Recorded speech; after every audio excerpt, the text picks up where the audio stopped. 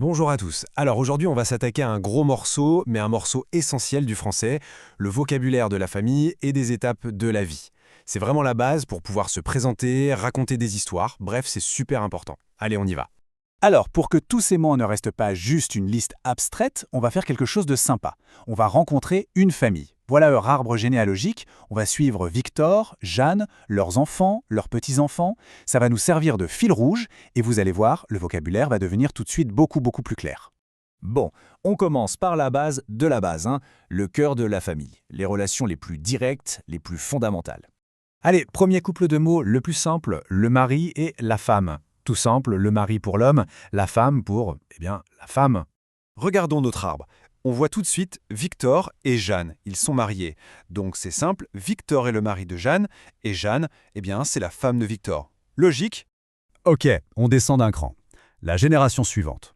On a d'un côté les parents, ça c'est le mot qui regroupe le père et la mère, et de l'autre, bien sûr, les enfants, le mot général pour parler des fils et des filles.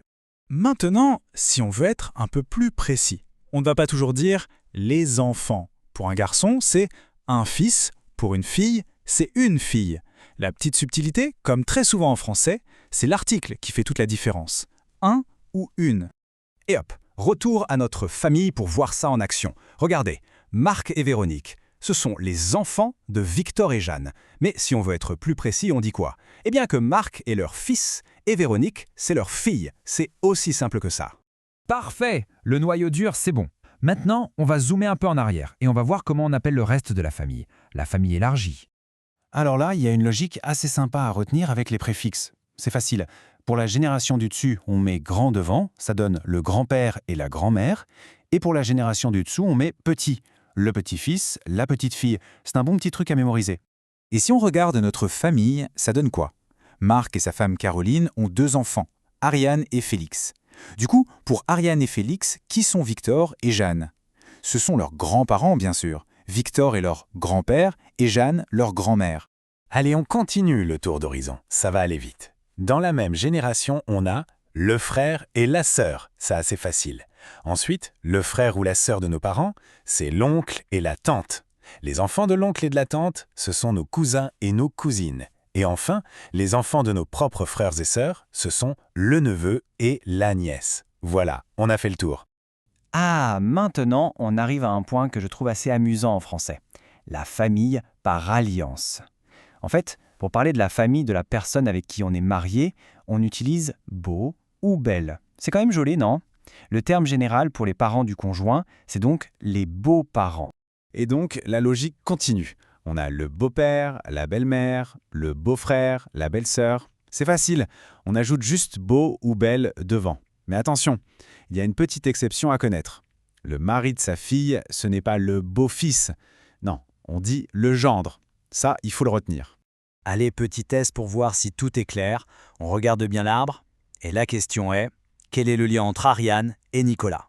Ou plus précisément, qui est Ariane pour Nicolas? Je laisse un petit instant pour réfléchir. Alors, la réponse, Ariane est la cousine de Nicolas. C'est logique en fait. Leurs parents, Marc et Véronique, sont frères et sœurs. Donc forcément, leurs enfants sont cousins et cousines.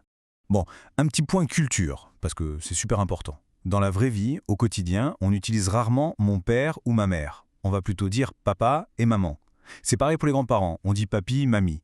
Et pour l'oncle et la tante, c'est tonton et tati. C'est beaucoup plus affectueux, plus courant. C'est bon à savoir.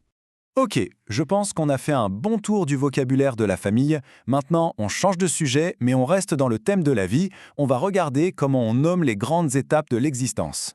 Alors, le parcours de la vie en quelques mots. Tout commence, on est un bébé. Ensuite, on grandit, on devient un enfant ou une enfant. Puis arrive cette période un peu compliquée, l'adolescence. Après 18 ans, ça y est, on est un adulte. Et enfin, plus tard, on parle de personne âgée. C'est une formule plus respectueuse. Et d'ailleurs, la période où on est un enfant, ça a un nom, c'est l'enfance. C'est un mot très courant. On peut dire par exemple « j'ai passé mon enfance en Bretagne ». Ça veut juste dire « j'ai grandi en Bretagne ». Et pour ponctuer tout ça, il y a 3 événements clés, incontournables. D'abord, la naissance, c'est le point de départ. Ensuite, l'anniversaire, qu'on fête tous les ans. Et enfin, la mort, qui vient clore le chapitre. Allez, dernière ligne droite. Un point pratique, mais super important, comment on demande et on dit son âge. Alors là, attention, c'est le point crucial. En français, pour parler de l'âge, on utilise toujours le verbe avoir. La question c'est « Quel âge as-tu » et la réponse c'est « J'ai 30 ans ». Véronique a 38 ans. Surtout pas le verbe « être », c'est l'erreur classique. On n'est pas un âge, on a un âge. C'est vraiment le truc à retenir. Et pour qualifier l'âge, bon, jeune, c'est simple, c'est toujours positif. Par contre, pour dire old, il faut faire attention. Le mot vieux ou vieille, ça peut être un peu péjoratif, un peu rude. L'alternative, beaucoup plus polie, plus neutre, c'est âgé ou âgé, une personne âgée. C'est un petit détail, mais socialement, ça fait une grosse différence. Et voilà, on a fait un bon tour d'horizon de tout ce vocabulaire. Bien sûr, le plus important maintenant, c'est de s'en servir. Alors la question finale, c'est celle-ci. Avec tous ces mots en poche, comment est-ce qu'on pourrait commencer à décrire sa propre famille, ses propres souvenirs en français? C'est le début de l'aventure.